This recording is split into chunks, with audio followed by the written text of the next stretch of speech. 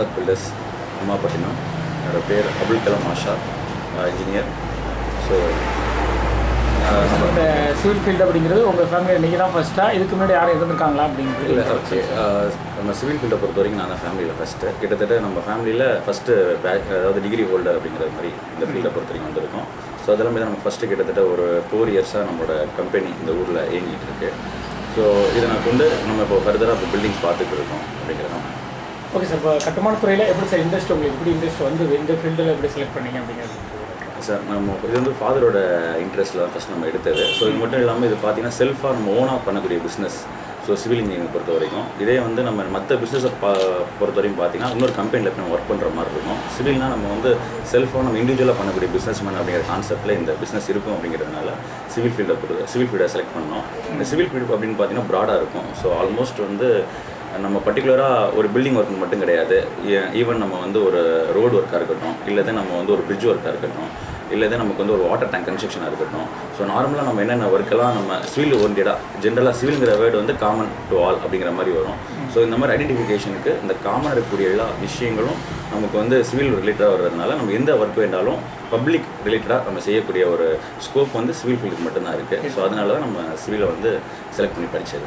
Okay sir, எங்கே sir படிச்சிங்க, எங்கே எக்ஸ்பீரியன்ஸ்லாம் யார்கிட்ட எடுத்துக்கிட்டீங்க? சார், நம்ம படித்தது வந்து எம்ஐடியில் வந்து டிப்ளமோ முடிச்சிருந்தேன். ஸோ பிஇ வந்து ஆக்ஸ்ஃபோர்டில் பண்ணியிருந்தேன்.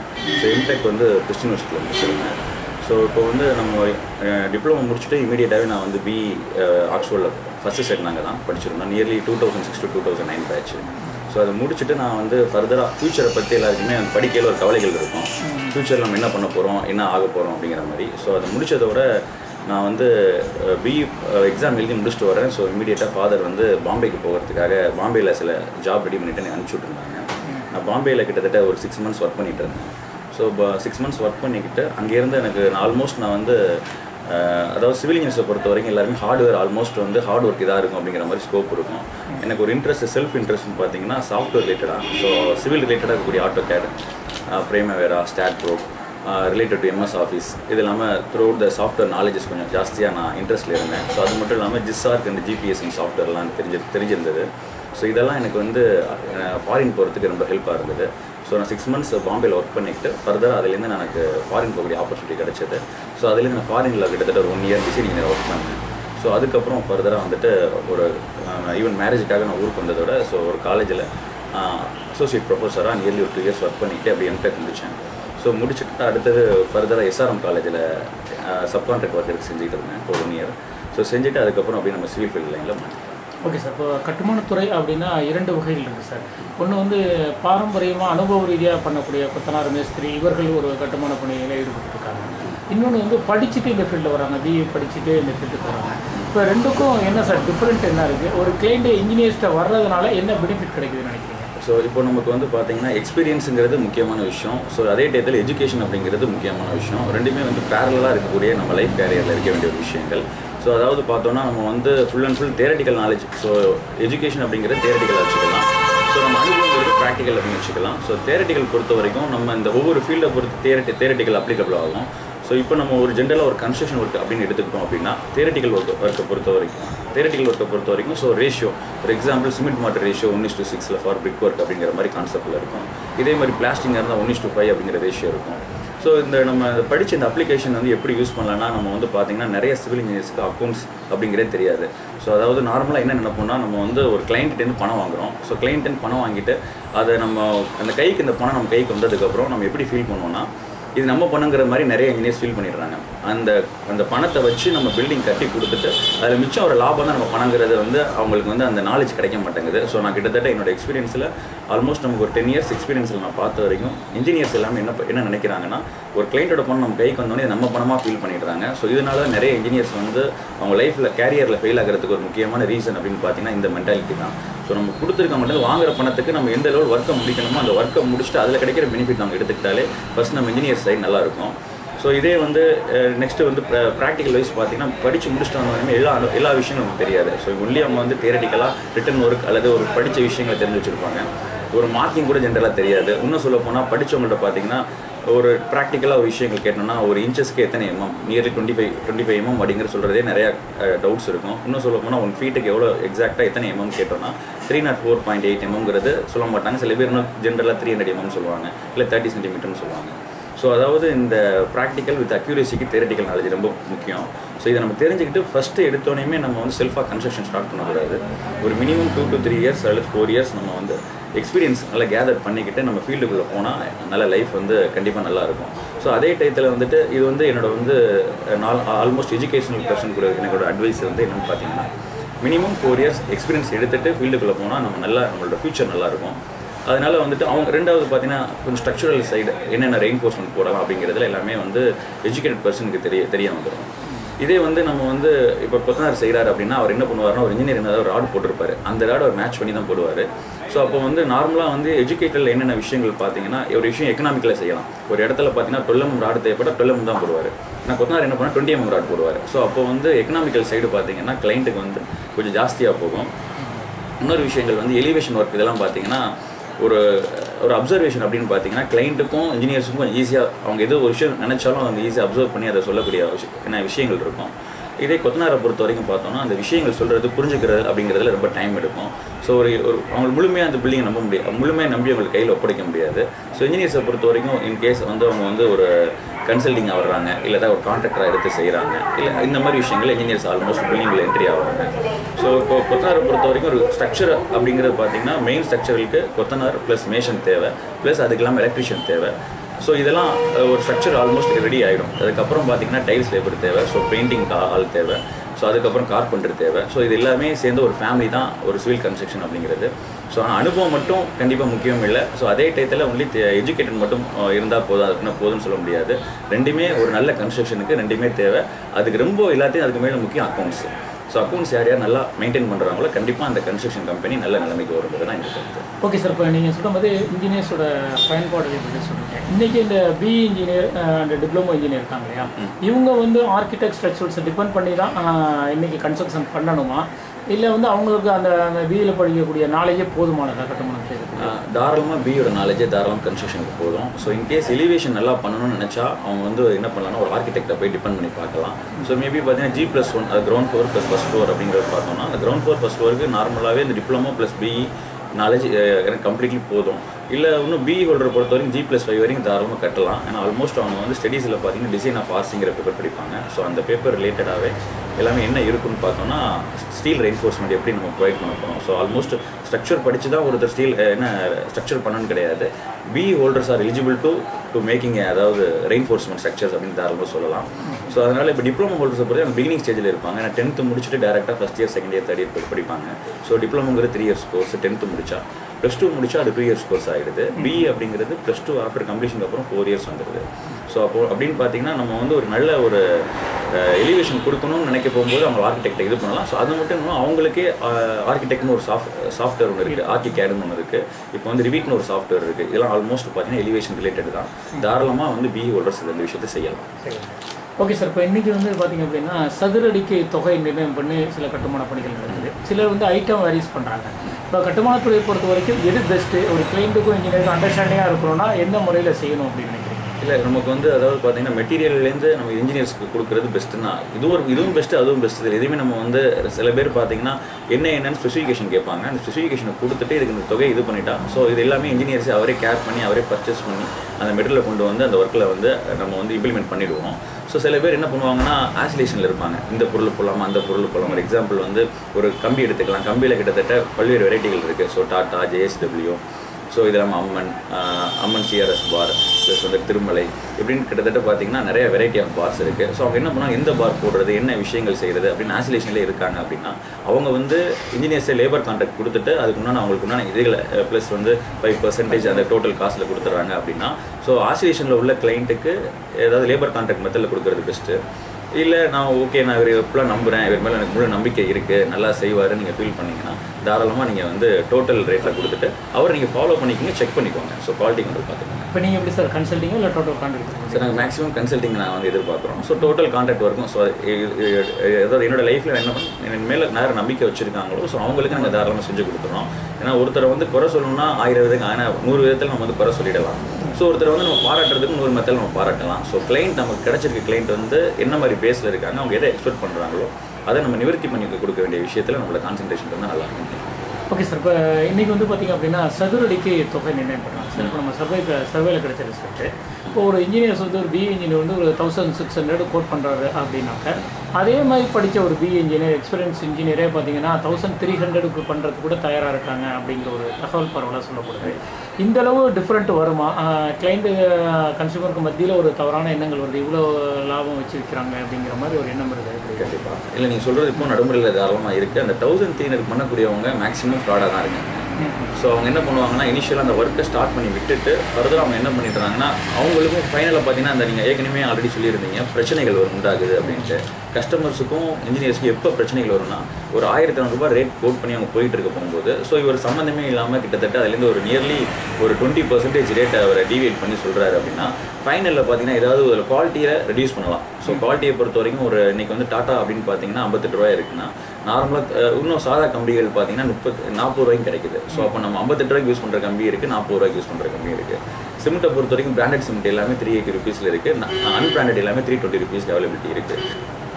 ஸோ அந்த மாதிரி ரேட்டோட வேரியேஷன். அதே மாதிரி பிரிக்கை பார்த்தீங்கன்னா 750க்கு குவாலிட்டியான பிரிக் இருக்குது, நார்மலாக 6 ருபீஸ்க்கு ஒரு ஆர்டினரி பிரிக்ஸ் இருக்குது. ஸோ இப்போ இந்த மாதிரி ஒவ்வொரு விஷயங்கள் மரங்கள் பார்த்தீங்கன்னா 2400க்கும் பெர் சிஎஃப்டி இருக்குது. So at the same time வந்து 1100க்கு பெர் சிஎஃப்டி இருக்குது. ஸோ இந்த மாதிரி டோர் பார்த்தீங்கன்னா நார்மலாக 5000 ருபீஸ்க்கும் டோர் இருக்குது, 2800க்கும் டோர் இருக்குது. ஸோ இப்போ இந்த மாதிரி டீவியேஷன் வச்சு பார்க்கலாம், அவங்க அந்த மாதிரி செய்யலாம். அந்த ரேட்டுக்கு செஞ்சு கொடுக்க போகும்போது ஆட்டோமேட்டிக்காக குவாலிட்டி ரெடியூஸ் ஆகிடணும், இல்லைனா இன்ஜினியருக்கும் அந்த பர்டிகுலர் கிளைண்ட்டுக்கும் ப்ராப்ளத்தெல்லாம் போய் முடியுது. நார்மலாக ஆல்மோஸ்ட் இப்போ இருக்கக்கூடிய இன்ஜினியர்ஸ் லைன்லேயே ஒரு 10 இன்ஜினியர் இருக்காங்கன்னா ஒரு 5 பேருக்கு பிரச்சனைகளோட தான் போய் முடியுது. ஸோ ஆல்மோஸ்ட் இப்போ நம்ம ரீசெண்டாக இங்கே ஈசிஆர் பில்டர்ஸ் அசோசியேஷன் சொல்லி இப்போ லாஸ்ட் ஜனவரி மந்த்லாம் ஸ்டார்ட் பண்ணியிருக்கோம். ஈசிஆர் ரோட்லேருந்து த்ரூ அவுட் பார்த்தீங்கன்னா கட்டுமாடியிலேருந்து மீமிசில் வரைக்கும் ஒரு ஆர்கனைசேஷன் மாதிரி ஒன்று ஃபார்ம் பண்ணி இப்போது ரீசெண்டாக ஜனவரியில் தான் நாங்கள் ஸ்டார்ட் பண்ணியிருக்கோம். ஸோ இப்போ அதோட இதுகள் என்னென்னா இந்த மாதிரி பிரச்சனைகள் வராமல் இருக்கிறதுக்காக இந்த இடத்துல ஒரு ரேட் நிர்ணயம் அப்படின்னு சொல்லி நீங்கள் வந்து 1600க்கு ஒரு மெத்தடில் பார்க்கலாம், 1700க்கு ஒரு மெத்தடில் பார்க்கலாங்கிற மாதிரி இப்போ நாங்களே அசோசியேஷனில் 2 விதமான கான்ட்ராக்ட் ரெடி பண்ணி வச்சுருக்கோம். ஏன்னா இந்த மாதிரி சின்ன சின்ன விஷயங்கள் வர போகும்போது அப்போ நாங்கள் இந்த ரேட்டு கொடுத்து அவங்க பண்ணுறாங்கன்னா கிளைண்ட்டுக்கும் அவங்களுக்கு ஏதாவது பிரச்சனைகள் ஏற்பட அங்கே போய் தவிர்க்கிறது. ஸோ இது வந்து எக்ஸாக்டாக சொல்ல போனால் கிளைண்ட்டோட வெல்ஃபேருக்காகவும் இன்ஜினியர்ஸோட வெல்ஃபேருக்காகவும் ப்ளஸ் எங்கள்கிட்ட வேலை பார்க்கக்கூடிய லேபரோட வெல்ஃபேருக்காகவும் இந்த அசோசியேஷன் ஃபார்ம் பண்ணியிருக்கோம். Okay sir. இப்போ இன்றைக்கி வந்து பார்த்திங்க அப்படின்னா கிளைண்ட் இன்ஜினியர் அண்டர்ஸ்டாண்டிங்கிறது கட்டுமானத்துக்கு ரொம்ப இம்பார்ட்டன்ட் சார். நம்ம சர்வேல கிடைச்ச ரிசல்ட்டே பார்த்திங்க அப்படின்னா ஒரு 40% ஒர்க்கில் பார்த்திங்கன்னா கிளைண்ட்டுக்கும் இன்ஜினியருக்கும் மிஸ் அண்டர்ஸ்டாண்டிங் வந்துடுது. ஆனால் இது நான் டெக்னிக்கல்கிட்ட ஏற்படுறது இல்லை அப்படிங்கிற ஒரு கருத்தும் கன்சியூமர்ன்னு சொல்லப்படுது. ஒரு கிளைண்ட் இன்ஜினியர் அண்டர்ஸ்டாண்டிங்கிறது எப்படி இருக்கணும், நீங்கள் இந்த 4-5 இயர்ஸில் எப்படி ஃபாலோ பண்ணுறீங்க சார்? சரி, முடிஞ்ச அளவுக்கு எல்லாமே ரிட்டனில் இருக்கணும் சார், எந்த ஒரு விஷயமும். ஸோ வித்தின் ஓரலில் இருக்கிறது அப்படிங்கிறது கண்டிப்பாக ப்ராப்ளம் தான். ஸோ ஓரல் இருக்கல என்ன பிரச்சனைகள் உண்டாகும் அப்படின்னு பார்த்தீங்கன்னா ஸோ அந்த ஓரலை பொறுத்த வரைக்கும் நிறைய விஷயங்கள் நீங்கள் நம்ம 2 பேர் இருக்கோம்னா நீங்கள் பாட்டு ஓரலில் சொல்லிட்டு இருக்கணும், நான் கேட்டுக்கிட்டு இருப்பேன். இதே ஒரு 6 months கழிச்சுட்டு இந்த விஷயம் நீங்கள் கேட்கல நீங்கள் சொன்னீங்களா நான் கேட்குற மாதிரி இருக்கும். எந்த விஷயத்தை பொறுத்து written document with proper specification schedule இருக்கணும், ஒரு கான்ட்ராக்ட் ஃபார்ம் ஒன்று இருக்கணும். அந்த கான்ட்ராக்ட் ஃபார்மில் இந்த மெட்டீரியல் தான் போடுறேன், இந்த காஸ்ட்டில் போடுறேன். So initial from the beginning to end வரைக்கும் நான் இந்த ஒர்க் தான் பண்ணுவேன், ஸோ இந்த ஸ்டேஜில் பண்ணுவேன், பேமெண்ட் நான் இப்படி வாங்குவேன் அப்படிங்கிற பேமெண்ட் மெத்தட்லேருந்து எல்லாமே வித் அந்த பர்டிகுலர் இன்ஜினியரும் கிளைண்ட்டும் சைன் பண்ணி ஒரு டாக்குமெண்ட் இவர்கிட்ட ஒரு டாக்குமெண்ட் உங்கள்கிட்ட ஒரு டாக்குமெண்ட் இருந்தது அப்படின்னா இந்த ப்ராப்ளத்தை கண்டிப்பாக நிவர்த்தி பண்ணலாம். அவங்க என்ன பண்ணுவாங்கன்னா ஃபஸ்ட்டு இனிஷியலாக பில்டிங் எடுக்கணுங்கிற ஒரு ஆசையில் ப்ராப்பராக எதாக இருந்தால் நான் சொல்லுங்கள் நான் செய்கிறேன் அப்படின்னு ஜென்ரலாக ஓரலில் ஒரு வேர்டு கொடுத்துருவாங்க. அவங்க என்னென்னா அந்த வேர்டை பிடிச்சி வச்சுக்குவாங்க, அதை தான் அவங்க ஃபுல் ஸ்கோப்பாக எடுத்து வச்சுக்கிட்டு இந்த வேர்டிங் அவங்க என்ன நினைப்பாங்கன்னா நம்ம இது வேண்டாலும் சொல்லலாம், இது வேண்டாலும் செஞ்சு தருவாங்கன்னு நினைப்பாங்க. ஆனால் அவங்க சொல்கிற விஷயங்கள் பார்த்தீங்கன்னா அந்த லிமிட்டை தாண்டி இருக்கும், எக்ஸ்பென்சிவ் அவங்களோட அந்த பட்ஜெட்டை விட தாண்டி போயிருக்கும். ஸோ இந்த மாதிரி ஒரு சூழ்நிலை வரையில் அவங்களுக்கு கடைசியில் பார்த்தீங்கன்னா இதுதான் பிரச்சனைகளுக்கு முக்கியமான ஒரு விஷயங்கள், ப்ராப்பராக நம்மள்ட்ட ரிட்டன் டாக்குமெண்ட் இல்லாததான் இது காரணம். Okay sir. இப்போ இன்றைக்கி வந்து பார்த்திங்க அப்படின்னா நம்ம சர்வேல் கிடைச்ச ரிசல்ட்டு ஒரு ஆண்டுக்கு 3000 பேர் சிவிலில் என்ட்ரு ஆகிறாங்க தமிழ்நாட்டில், அண்ட் டெக்னிக்கல் நான் டெக்னிக்கல் வர்றாங்க அப்படிங்கிறாங்க. இதில் ஒரு ஆரோக்கியமான போட்டி இருக்கா? நீங்கள் எப்படி ஃபீல் பண்ணுறீங்க அந்த சிவில் ஃபீல்டில்? சார் இதில் அதாவது பொறுத்த வரைக்கும் பார்த்தீங்கன்னா ஃப்ரம் த பிகினர்ஸ் வந்து ரொம்ப அதாவது ரேட் வந்து பார்த்தீங்கன்னா ரைஸ் அண்ட் ஃபாலில் ரொம்ப வந்து ப்ராப்ளத்தை ஃபேஸ் பண்ணுறாங்க. ஸோ இது அட் சேம் டைம் வந்து ஒரு 3000 மெம்பர்ஸ் வர்றாங்க அப்படின்னா அவங்களுக்கு கண்டிப்பாக இங்கே ஒன்றான ஸ்கோப்ஸ் இருக்குது. ஸோ நம்ம இல்லைன்னு நம்ம சொல்ல முடியாது. ஸோ யார்கிட்ட நல்ல டேலண்டடாகவும் நல்ல டெடிக்கேட்டடாகவும் யாரும் எந்த இன்ஜினியர் ஒருத்தங்க இருக்காங்களோ ஸோ அவங்களுக்கு வந்து பார்த்தீங்கன்னா பில்டிங் கன்ஸ்ட்ரக்ஷன் கூட்டிகிட்டு தான் இருக்குது. யார் ஒருத்தர் கிடைச்ச ஆப்பர்ச்சுனிட்டியை மிஸ்யூஸ் பண்ணிக்கிறாங்களோ அவங்களுக்கு ஆட்டோமேட்டிக்காக பில்டிங் குறைஞ்சிக்கிட்டே இருக்குது. இதுதான் ப்ராக்டிக்கலாக நீங்கள் நடந்துகிட்டு இருக்கிற விஷயம். நம்ம டெடிக்கேட்டாக இருக்கணும். நம்ம எந்த ஒரு ஒர்க்காக இருந்தாலும் அதாவது யார் ஒருத்தர் டெடிக்கேட்டாக இருக்கோமோ கண்டிப்பாக அந்த ஒர்க் இது இருக்கும். அட் த சேம் டைம் நம்ம சஃபர் ஆகிடக்கூடாது.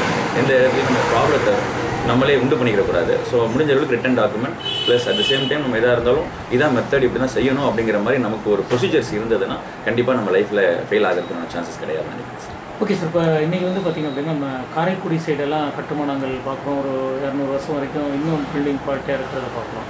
ஆனால் இப்போ இன்ஜினியர்ஸ் பண்ணுற பில்டிங்ஸ் பார்த்திங்க அப்படின்னா ஒரு 20 இயர்ஸ் 15 இயர்ஸ்லேயே கிராக் வருது, லீக்கேஜ் வருது அப்படின்ற ஒரு குற்றச்சாட்டு. கண்டிப்பாக சார். ஆக்சுவலாக இது டெக்னிக்கல் ப்ராப்ளமா இல்லை இன்ஜினியர்கிட்ட வந்து அந்தளவு நாலேஜ் இல்லை அப்படின்னு சொல்லுவாங்க? இல்லை சார், நீங்கள் கேட்குற வேண்டிய கொஷின் இப்போ எனக்கு நான் அதில் தான் ஒரு ஆக்சுவலாக ரிசர்ச் ஒர்க் பண்ணணுங்கிற ஒரு கான்செப்டே நெக்ஸ்ட் லெவல் போகிறதுக்கு இந்த விஷயம் எடுத்திருக்கேன். ஸோ இப்போ வந்து நான் பிகினிங் லெவலில் இருக்கேன். ஸோ இப்போ இந்த விஷயத்தை பொறுத்த வரைக்கும் பார்த்தீங்கன்னா நீங்கள் கேட்ட ஒரு கொஷின் ரொம்ப ஒரு வரவேற்கத்தக்க வேண்டிய கொஸ்டின். அதாவது 2 பிரிக் ஒர்க் இருக்குன்னா 2 பிரிக் இருக்குன்னா ஆல்மோஸ்ட் 9 இன்ச்சஸ் பிரிக்கோட லென்த் இருக்குது சார். ஸோ அப்போது பிரிக்கோட இது வந்து 9 இன்ச்சஸ் இருக்குதுன்னா இந்த 9 இன்ச்சஸில் 2 பக்கம் அட்மாஸ்பியர் ஓப்பனிங்கில் இருக்கும். ஸோ அந்த ஒரு சர்ஃபேஸில் அப்போ இந்த பக்கம் அட்மாஸ்பியர் இருக்கிற டக்குன்னு காஞ்சிடும். ஸோ இந்த சென்டரில் இருக்குது பார்த்தீங்கன்னா 9 இன்ச்சஸ் இது வந்து ட்ரை ஆகிறதுக்கு என்ன டைம் எடுக்குன்னா மினிமம் 2 months டைம் இருக்குது சார். ஏன்னா அது உள்ள பிரிக் ஒர்க் உள்ள சிமெண்ட் மாட்டர். இப்போ மாட்டர் இங்கே இந்த பக்கமும் இப்போ வந்து எக்ஸாம்பிள் வந்து ஸோ ஜஸ்ட் எக்ஸாம்பிள் சார், இது ஒரு பிரிக்னு இது பண்ணிக்கிறோம். ஸோ இப்படியே ஃபர்தராக பிரிக் இப்படியே இருக்குது. ஸோ இந்த பக்கம் ஓப்பன் அட்மாஸ்பியர், இந்த பக்கம் ஓப்பன் அட்மாஸ்பியர். இந்த 2 பக்கம் பார்த்தீங்கன்னா பிரிக்கோட சிமெண்ட் மாட்டர் காஞ்சிருக்கும்.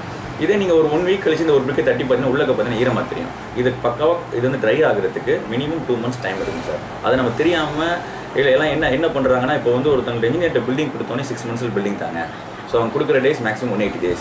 இதில் அவங்க வந்து எங்களுக்கு எல்லாத்தையும் நீங்கள் பண்ணி ஃபினிஷிங் அப்போ அவங்க என்ன பண்ணுறாங்க பிரிக் ஒர்க் பண்ணிவிடுவாங்க. இந்த பக்கம் ட்ரை ஆகாது. இன்னொரு ஜென்ரலான விஷயம் பார்த்தீங்கன்னா க்யூரிங் ரொம்ப முக்கியம் நடப்பாங்க ஃபீல்டை பொறுத்த வரைக்கும். க்யூரிங் எதுக்கு கொடுக்குறோன்னா சார், சிமெண்ட்டில் வந்து ஹைட்ரேஷன் ப்ராசஸ் உண்டாகி அந்த சிமெண்ட்டை வந்து என்ன ஆகணும்னா ஹீட் இன்டியூஸ் ஆகி அது நல்லா வந்து அதாவது ட்ரை கண்டிஷன் வரும். இப்போ ட்ரை ஆக அதோட இருப்புத்தன்மை அதாவது அடசிவ் கான்டென்ட் வந்து ஜாஸ்தியாகும். ஸோ இந்த ஒரு பர்பஸ்க்காக தான் நம்ம வந்து க்யூரிங்கே பில்டிங்கில் கொடுக்குறோம். ஸோ இதை கொடுத்துட்டு அட் த சேம் டைம் கொடுக்கணும். அது காயறதுக்குனா தண்ணியை ஊற்றுறோம். இன்னும் புரியணும்னா நம்ம ஈஸியாக சொல்ல போனால் அந்த தண்ணியை நம்ம ஊற்றிட்டு அதுக்கு உண்டான ப்ராப்பர் டைம் கொடுக்குறது இல்லை. ஸோ முன்னாடிலாம் பார்த்தீங்கன்னா ஒரு பில்டிங் கட்டுறதுக்கு மினிமம் 2 to 3 years எடுத்துப்பாங்க. இப்போ இன்ஜினியர்ஸ்ட்டை கொடுத்து அதே 3 monthsலையும் கேட்குறாங்க, 6 monthsலையும் கேட்குறாங்க. ஸோ அப்போ 6 monthsல கேட்கல அது காயறதுக்கு முன்னாடி நான் பிளாஸ்டிக் ஒர்க் பண்ணிடுறேன். ஸோ அது காயறதுக்கு முன்னாடி நான் பட்டி ஒர்க் பண்ணிடுறேன். அது காயறதுக்கு பெயிண்டிங் ஒர்க் பண்ணிடுறேன். ஸோ அப்போது 6 monthsல இதுக்கு நான் கொடுக்க வேண்டிய டைம் மினிமம் 18 months ஆக்சுவலாக தேவை. ஸோ இது வந்து எதனால எல்லாருமே இன்ஜினியர்ஸ் ஓப்பனாக சொல்கிறது இல்லை அப்படின்னு பார்த்தீங்கன்னா இந்த 18 months பார்த்தீங்கன்னா உங்களுக்கு சூப்பர்வைசிங் ஸோ மெட்டீரியல் வேஸ்டேஜ் இதெல்லாம் எக்ஸஸாக போகிறதுனால உங்களுக்கு எக்ஸ்பென்சிவ் கூட போகுங்கிறதுனால இந்த விஷயத்தை ஆக்சுவலாக வந்து இன்ஜினியர் சைடில் சொல்ல விட்டுறாங்க. ஸோ இதை நாங்கள் எங்களை பொறுத்த வரைக்கும் நாங்கள் இந்த விஷயத்தை இதான் ஓப்பன் ட்ராக்கில் எங்களுக்கு minimum 1 year 12 months to 18 months எங்களுக்கு தேவை. ஏன்னா இப்போ நாங்கள் வந்து ப்ரொவைட் வந்து ப்ராப்பர் குவாலிட்டியோடு நாங்கள் தரணும் அப்படிங்கிறது. ஸோ அப்போ வந்து இதுக்கு வந்து என்ன ரீசன் பார்த்தீங்கன்னா நம்ம ப்ராப்பர் டைம் கொடுக்குறது இல்லை. கன்ஸ்ட்ரக்ஷன் டியூரேஷன் டைம் ரெடியூஸ் ஆகிறதுனால நான் கட்டினாலும் சரி, இன்னொருத்தவங்க கட்டினாலும் சரி, நீங்கள் கட்டினாலும் சரி 6 monthsல கட்டினா கண்டிப்பாக கிராக் ஃபார்ம் ஆகும் சார். அது எதுவுமே பண்ண முடியாது. Okay sir. அந்த அளவு டெக்னாலஜி இருக்குல்ல சார். இப்போ மெட்டீரியல் டெக்னாலஜி நிறைய அட்வான்டேஜாக. ஓகே சார், நீங்கள் மெட்டீரியல் டெக்னாலஜிங்கிறது மெட்டீரியலில் கொடுத்துருங்க. பட் ட்ரை ஆகிறதுக்கு ஓப்பன் அட்மாஸ்பியரில் தானே விடுறீங்க. அதுக்கும் டெக்னாலஜி சம்மந்தம் இல்லாமல் போயிடுது சார். ஸோ கிரேட் எல்லாம் அட்வான்டேஜாக இருக்குது சார். பட் என்னதான் கிரேடாக இருந்தாலும் அதுக்கு மினிமம் க்யூரிங் டேஸ் 21 daysன்னு சொல்கிறோம். ஸோ எதுக்காக க்யூரிங் 21 daysன்னு சொல்கிறோம்? ஸோ அதுக்கு வந்து ப்ராப்பராக பக்கா ஸ்ட்ரென்த்தை அச்சீவ் பண்ணணும் அப்படிங்கிறதுக்காக தான் நம்ம வந்து 21 days க்யூரிங் டேஸ்ன்னு சொல்லி காங்கிரீட் சொல்கிறோம். அப்போ நீங்கள் அதே மாதிரி தான் சிமெண்ட் மாட்டுங்கிறது ஆல்மோஸ்ட் அதுலேருந்து வந்து ஒரு மெட்டீரியல் தானே. ஸோ அதுலேருந்து வந்து வரக்கூடிய ஹோமோஜினியஸ் மெட்டீரியல் தானே சார். ஜஸ்ட் சாண்டு சிமெண்ட் மிக்சிங்கில் வருவாங்க. அப்போ அதுக்கு அந்த டைம் கொடுக்கணுமா இல்லையா சார்? அதை நம்ம மக்களோட புரிதல் அதில் கம்மியாக இருக்கிற காரணத்தினால தான் இந்த மாதிரி ப்ராப்ளம் வருது. இது இன்ஜினியர்ஸும் ஓப்பனாக எக்ஸ்பிளைன் பண்ணுறதில்ல. ஸோ பிகாஸ் ஆஃப் அவங்களோட ப்ராஃபிட் ரேஷியோ ரெடியூசிங் அப்படின்ட்டு அந்த விஷயத்தில் சொல்கிறதில்ல. ஸோ இதை நம்ம வந்து வெளிப்படையாக தெரியப்படுத்தணும் அப்படிங்கிறதான் இப்போ ஒரு மினிமம் என்னோட டார்கெட் என்னென்னா இந்த ஒரு விஷயத்தை நம்ம சரி பண்ணால் நிச்சயமாக குவாலிட்டி அச்சீவ்மெண்ட் கொடுக்க முடியும். இதை சரியாக செய்யாதனால இன்ஜினியர்ஸ்னால அச்சீவ்மெண்ட் பண்ண முடியல. அவங்க பார்க்குறவங்க இல்லை உங்களோட புவர் குவாலிட்டி மெட்டீரியல் யூஸ் பண்ணியிருக்காங்க, ஸோ இதனால தான் வந்து குவாலிட்டி போயிடுச்சு. இப்போ நாங்கள் 3 monthsல யாராவது கிளைண்ட் கேட்டாங்கன்னு சொல்லிடுறது கிராக் வந்து கேட்காதீங்க. நான் அதுக்கு கண்டிப்பாக நான் வந்து கேர் பண்ண மாட்டேன். இது நான் ஒரு 18 months எடுத்து கிராக் வந்து நான் 1 year வரைக்கும் நாங்கள் வந்து ஃப்ரீ சர்வீஸ் பண்ணி கொடுக்குறோம். ஏன்னா நீங்கள் எங்களுக்கு டியூரபிலிட்டி எனக்கு தேவையான டியூரேஷன் கொடுத்துட்டீங்க. நான் மினிமம் டியூரபிலிட்டி நான் பார்க்க வேண்டியது என்னோட கடமை. ரெண்டாவது பார்த்தீங்கன்னா செகண்ட் பாயிண்ட் பார்த்தீங்கன்னா பில்டிங்க்கு வந்து டியூரிங் கன்ஸ்ட்ரக்ஷன் டைமில் வாட்டர் ரொம்ப முக்கியமான விஷயம். இதே ஆஃப்டர் கம்ப்ளீஷனுக்கு ஒர்க்குக்கு அப்புறம் அப்படியே ஆப்போசிட் எனிமி. ஸோ பில்டிங் வந்து செகண்டில் எனிமின்னு பார்த்தீங்கன்னா ஃபஸ்ட்டு எனிமின்னு பார்த்தீங்கன்னா வாட்டர் தான். ஸோ அப்போது ரெண்டாவது ஒரு சின்ன ப்ளம்பிங்கில் ஒரு மிஸ்டேக்னாலும் அதை உடனே நம்ம வந்து ரீஒர்க் பண்ணிடணும், ரிப்பேர் பண்ணிடணும், உடனே இமீடியட் ரினோவேஷன் ஒர்க் பண்ணிடணும். அது பண்ணலை அப்படின்னா அதோட ஸ்ட்ரக்சரோட லைஃப்பை வந்து ரிடியூஸ் பண்ணிடும். Okay sir. இப்போ இன்றைக்கி வந்து பார்த்திங்க அப்படின்னா தமிழ்நாட்டின் ஒவ்வொரு பகுதியில் ஒவ்வொருட மண்ணோட தன்மைகள் இருக்குது. அது குறிப்பாக பார்த்திங்கன்னா கடற்கரை பகுதியில் கட்டுமானம்ங்கிறதுனால கொஞ்சம் அட்வான்டேஜ் டெக்னாலஜி யூஸ் பண்ணி ஆகணும், அவங்க திறமையாக இருக்கணும் அப்படிங்கிற பரவான கருத்து சொல்லப்படுது. இப்போ நீங்கள் எப்படி பார்க்குறீங்க இந்த கடற்கரை சைடில் கட்டுமானம் எப்படி இருக்கணும், எப்படி கவனம் செலுத்தப்படணும், உப்பு காற்றுகள் மற்ற இயற்கை பாதிப்புகள் எந்த மாதிரி வருது, அதில் எப்படி கவனம் செலுத்துங்க சார்? இப்போ நமக்கு வந்து சாண்டு மட்டும் இருந்தால் ஆல்மோஸ்ட் ப்ரிஃபரபிள் வந்து பைல் ஃபவுண்டேஷன் தான் சார் ப்ரிஃபர். ஏன்னா வந்து சாண்டு மட்டும் இருந்ததுன்னா ஒரு ஜஸ்ட் வந்து சாண்டு வந்து நல்ல லோட் கேரிங் கெப்பாசிட்டியில் ஜாஸ்தி சார். அதாவது மண் வந்து பழுவை நல்லா எடுத்து அதை கீழே கொண்டு போய் ட்ரான்ஸ்ஃபர் பண்ணணும் ஃபவுண்டேஷன் மூலியமாக. ஆனால் இதே வந்து பார்த்தீங்கன்னா எர்த்குவேக் ரீஜன் அப்படின்னு சொல்லிட்டு Zone 1, Zone 2, Zone 3லாம் பிரிவினைகள் இருக்குது. இன்னும் இன்டெப்த்தாக போனால் ஸோ நமக்கு வந்து தண்ணி ஊறுது, இல்லை நமக்கு வந்து மணல் இருக்குது, இந்த இடத்துல வந்து file foundation preferable first point sir. Second வந்து இப்போ நமக்கு இங்கேருந்து பார்த்தீங்கன்னா ஆல்மோஸ்ட் வந்து இப்போ நம்ம ஆஃபீஸ் இங்கே இருக்குன்னா எனக்கு நியர்லி ஒரு 300 மீட்டரில் எனக்கு சீஷோர் இருக்குது. பட் எனக்கு இங்கே நோட்டி பார்த்தீங்கன்னா ஃபுல்லாகவே எல்லாமே கீழே ஃபுல்லாகவே நல்ல ஸ்ட்ராங் க்ளே தான் இருக்குது, பிளாக் சாயில் தான் இருக்குது. ஸோ இப்போ இந்த பிளாக் சாயில் இருந்தால் நார்மலாக ஐசோலேட் ஃபவுண்டேஷன் ஓகே. ஸோ இதே வந்து ஃபுல் அண்ட் ஃபுல் மண் இல்லை வாட்டர் லெவல் வந்து மேலே இருந்ததுன்னா நமக்கு இந்த மாதிரி டைப்பில் guys on file foundation best sir. So next வந்து நமக்கு வந்து ஆல்மோஸ்ட் வந்து நம்ம வந்து சீஷோர் நியரில் இருக்கோம். ஸோ அப்போ சீஷோர் நியரில் நம்ம இருக்கிறதுனால என்னோட கான்செப்ட் என்ன அப்படின்னு பார்த்தீங்கன்னா, ஸோ நமக்கு வந்து ஒரு சிவில் ஒர்க் நம்ம சிமெண்ட் ஒர்க்கில் நம்ம செஞ்சதுக்கப்புறம் பார்த்தீங்கன்னா அந்த ஹியூமிடிட்டி, அதாவது ஏரோட ஹியூமிடிட்டி ப்ளஸ் வந்து வரக்கூடிய ஏரில் இருக்கக்கூடிய சால்ட் ப்ரெசன்ஸ்லாம் வந்து ஸ்ட்ரக்சரலில் பில்டிங்கில் வந்து ஒரு செடிமெண்ட் ஆகும். இந்த செடிமெண்ட் ஆனதுக்கப்புறம் நமக்கு வந்து டியூ டு வந்து கிளைமேட் கண்டிஷன்னால நம்மளோட சிமெண்ட் வந்து பார்த்தீங்கன்னா எக்ஸ்பென்ஷன் அண்ட் கான்ட்ராக்ஷனால ஒரு 3 இயர்ஸ் 2 இயர்ஸில் வந்து சின்ன கிராக், மைல்டு கிராக் இருக்கும். அது நம்மளோட ஐக்கு நமக்கு தெரியாது. ஸோ மேபி நம்ம ஜஸ்ட் ஒரு மைக்ரோஸ்கோப் வச்சு பார்த்தா தான் தெரியக்கூடிய லெவலில் ஃபஸ்ட்டு இனிஷியலாக ஸ்டார்ட் ஆகும். நம்ம வந்து மினிமம் 3 இயர்ஸ் ஒன்ஸ் பில்டிங் அவுட்டரில் பெயிண்டிங் ஒர்க் நம்ம கொடுத்தோம் அப்படின்னா ஸோ அந்த பில்டிங்கோட ஸ்ட்ரக்சரோட லைஃப்பை வந்து கூட்டி கொடுக்கும். ஸோ அதை நம்ம கொடுக்காம மெயின்டெனன்ஸ் ஒர்க்கு செய்யாமல் இருந்தோம்னா மேபி இப்போ வந்து இதே வந்து வித்தவுட் திருச்சி புதுக்கோட்டை மாதிரி உள்ள ஏரியாவில் பார்த்தீங்கன்னா பில்டிங்கோட லைஃப் வந்து பார்த்தீங்கன்னா 40 to 60 இயர்ஸ் சொல்லுவாங்க. இந்த மாதிரி சீஷோர் ஏரியாவில் பார்த்தீங்கன்னா நியர்லி 25 to 35 இயர்ஸ் தான் சார். ரீசன் என்ன? ப்ராப்பர் மெயின்டெனன்ஸ் கிடையாது. மெயின்டெனன்ஸ் இல்லைன்னா நம்ம பக்கா மெயின்டெனன்ஸ் பண்ணால் இதே மினிமம் 50 இயர்ஸ் கொண்டு வந்துடலாம். வித்தவுட் மெயின்டெனன்ஸ் இருந்தால் மேக்ஸிமம் 25 இயர்ஸ்க்கு மேலே பில்டிங் கண்டிப்பாக இருக்காது. Okay sir. இப்போ நீங்கள் பெரிய சிட்டியில் உங்களோட எக்ஸ்பீரியன்ஸ் எடுத்துருக்கீங்க. இப்போ இங்கே இந்த மாதிரி சீஷோர் சைடில் உங்களோட திறமையை வெளிப்படுத்தக்கூடிய கட்டுமான வாய்ப்புகள் கிடைக்குதா, இல்லை வந்து வெறும் ரெசிடென்சியல் ரொம்ப குறைவான எஸ்டிமேட் தான் பில்டிங் நடக்குது சார்? எல்லாமே இங்கே பொறுத்த வரைக்கும் பார்த்தீங்கன்னா இது ஆல்மோஸ்ட் வில்லேஜாக இருக்கிறதுனால இங்கே பொறுத்தவரைக்கும் ரெசிடென்ஷியல் பில்டிங் தான் சார் மேக்ஸிமம் எல்லாமே நாங்கள் பார்த்துட்டு இருக்கோம். ஸோ கமர்ஷியல் பில்டிங் அப்படிங்கிறது பார்த்தீங்கன்னாலே ஒரு 2 or 3 பில்டிங்ஸ் தான் நாங்கள் இது வரைக்கும் நான் பண்ணியிருக்கேன். ஸோ என்ன ரீசன் பார்த்தீங்கன்னா இது வந்து டெவலப்டு ஏரியாவாக இருந்துச்சுன்னா அப்படின்னா ஸோ இதே புதுக்கோட்டை டவுனாக இருந்ததுன்னா நமக்கு இன்னும் கன்ஸ்ட்ரக்ஷன் பார்த்தீங்கன்னா நியர் டு வந்து ஸோ மேபி ஒரு மாலாக இருக்கலாம், இல்லது ஒரு தேட்டராக இருக்கலாம், இந்த மாதிரி பர்பஸ்க்கு வரும். ஸோ இது வந்து வில்லேஜ் ஏரியா அப்படிங்கிறதுனால ஆல்மோஸ்ட் நாங்கள் எல்லாமே பண்ணுறது ரெசிடென்ஷியல் பில்டிங் தான் மேக்ஸிமம் பண்ணுறோம். ஒரு சில பில்டிங் கமர்ஷியல் பில்டிங் பண்ணிக்கிறோம்.